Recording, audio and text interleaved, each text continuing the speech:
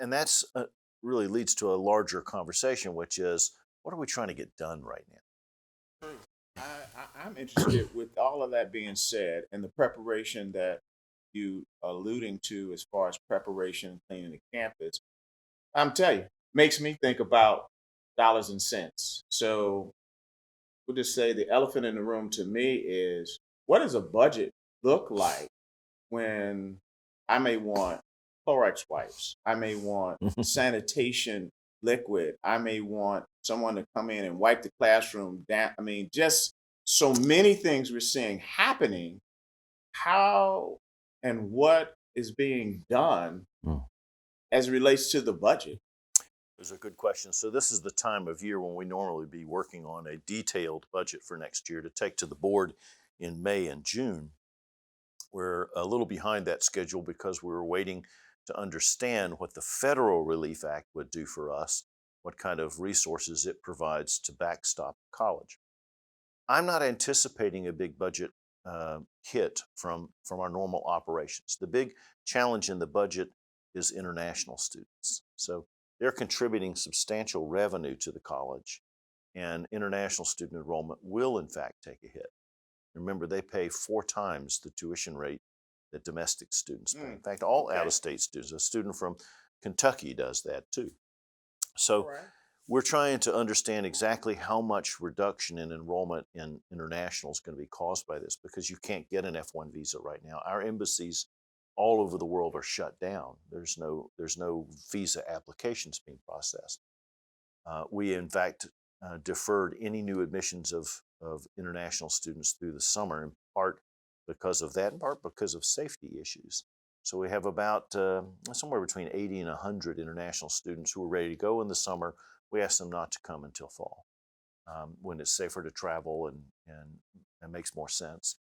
Um, so we're not sure how much loss we'll have there. In revenue terms, it's probably something like $4 to $6 million. Okay. That's the only significant hit to the budget I'm anticipating.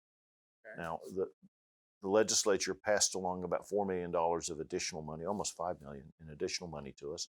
That's not a great year, but it's a good year. On the other hand, they passed through to us some FRS retirement system charges that normally they've paid Okay. to the tune of about 1.7 million. So that made a pretty good budget, just an okay budget from the state. That budget hasn't been approved by the governor yet because I think the governor's waiting to see the effects on the larger economy.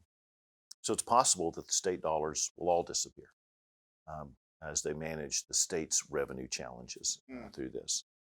What does all that mean for us? Well, the most important thing to know is that we're facing a significant growth in enrollment over the next year.